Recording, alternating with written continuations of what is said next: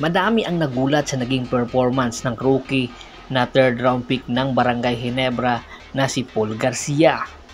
Hindi akalain ng mga fans ng Barangay Ginebra San Miguel na magpapakitang gilas agad ito sa exhibition game pa lang ng Barangay Ginebra San Miguel. Nag-exhibition game nga ang Barangay Ginebra San Miguel sa mga bago nilang revise or mga recruit na player katulad na lang ni Isaac Go, Ben Adamos, Stephen Holt at RG Abarientos. At dito nakita nga ni Coach Tim Con kung sino mga player ang posibleng magamit agad niya sa paparating na Governor's Cup. At ito nga ang nakita niyang ginto sa mga player na kanyang bagong na-recruit. Ito nga ay si Paul Garcia na nakuha nga ng Barangay Ginebra San Miguel sa third round pick. Hindi akalain ng mga fans ng Barangay Ginebra San Miguel na mayroon palang makukuhang ginto si Coach Tim Con sa third round ng kanilang player na ito.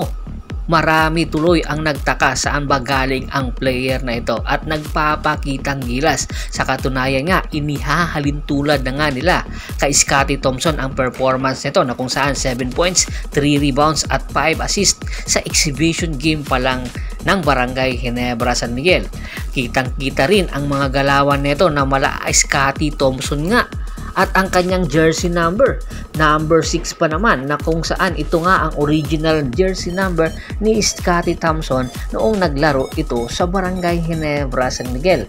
Kaya naman hindi katakataka ang hassle nito. Siya pa nga ang naging import defender noong naglaro sila sa Macau at nakalaban pa ang isa sa mga kampyon ng Taipei na Taipei Kings. Kaya itong si Paul Garcia agad-agad pagbalik ng Pilipinas ay pinapirma na agad ng Barangay Ginebra San Miguel ng 2 years contract. Kitang-kita ni Coach Tim Con ang ginto sa kanyang player na si Paul Garcia. Dahil nga sa ilalim ni Coach Tab Baldwin ito naglaro. Alam naman natin pag sinabing Coach Tab Baldwin, karamihan sa mga players nito ang ganda ng mga treatment, ang ganda ng training, kaya hindi katakataka kung mabibigyan ito ng minuto ng Barangay Ginebra sa paparating na BBE Governor's Cup ay tiyak magpapakitang gilas ito kahit limited minutes na lamang. Marami tuloy ang kumukwestiyon paanong paraan maibibigay ito ni Coach Tim Con kay Paul Garcia. Ganon, napakarami na ng kanyang guard ngayon. Si L.A. Tenorio, RG Abarientos, Stephen Holt, Nards Pinto. Iilan lang ito sa mga posibleng magkipag-agawan ng minuto kay Paul Garcia. Sa paanong paraan ito magagamit ni Coach Tim Con na posibleng makatulong sa Barangay Ginebra San Miguel. Hindi kaya ito gagawin lang itong trade asset ng Barangay Ginebra at hindi magtatagal ay ililipat din ito para makakuha ng isang mas malaking isda sa kanyang mga condit team na Northport Batanguer at ng Terra Firma Jeep. Kasi naman alam na ng mga fans, especially yung hindi Ginebra fans, ang galawan ng Barangay Ginebra San Miguel. Katulad na lang sa pagbibigay nila kay Stanley Pringle at Christian Stan Hardinger na malaki ang posibilidad na anytime pakakawalan na or iiwan na ang Terra Firma Jeep at ang PBA. At syempre, lipat tayo sa Tropang Giga. Ang player na ito na Tropang Giga naglalaro nga ngayon sa tune-up games ng Tropang Giga ay si Aban Naba. Si Aban Naba nakuha nga sa first round ng San Miguel Bearmen number 12 pick. Pero marami ang nagulat nang hindi ito pumirma ng kontrata or hindi pinapirma ng kontrata at hindi nga nakasama sa media day ng San Miguel Bearmen. Bagkos marami ang nagulat nang si Chris Rosales ay mapunta na sa San Miguel Bearmen. Ang nasabing player na si Aban Naba ay isang Pilipino-Canadian na mayroong height na 6 foot. Na kung saan isa itong deadly shooter na posibleng makatulong sa Tropang Giga, which is ngayon pa lang ay nag-iinsayo at nagta-try out na ito.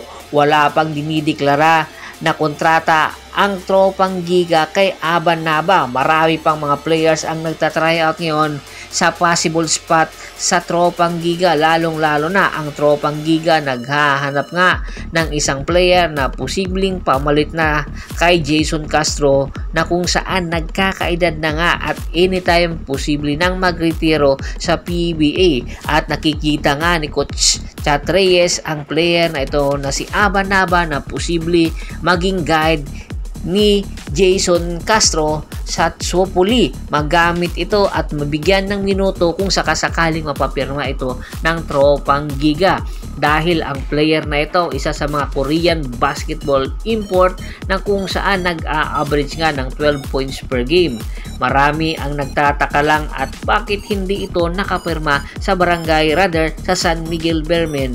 Marami rin tuloy ang nagsasabi dahil nga sa dami na at sa lalim na ng guard rotation ng San Miguel kaya hindi ito nabigyan ng tsansa or spot para sa San Miguel Bermen. Ano sa tingin nyo? Dapat ba itong bigyan ng minuto or kontrata ng tropang Giga at Coach Chat Reyes? Komento na sa baba ng video at pag-usapan natin yan. Once again, this is Percival Monteron at your service. Don't forget to subscribe my sports channel at don't forget to click the notification bell button para nga maging updated palagi sa kwentuhan. At bago pa man natin tapusin ang ating kwentuhan, shoutout muna tayo sa ating mga solid na followers na laging sumusuporta sa atin, kay Kagawad Kat sa Kinudukusin ng Hagonoy, Bulacan, Ronald Bersbidad, Adrian Dulay at sa Dulay family, Anthony Lakialon at sa Lakialon family, John David Gonapa, Rene Dineros at si Mr. Scott Ranger. Marami pong salamat sa walang sawa niyong pagsuporta. Pakibisita po ng Facebook fanpage ko na Half Court Press PH, Paul Goso, at sa TikTok channel ko na Percival Monteron Channel. Hanggang sa muling pintuhan, maraming salamat po.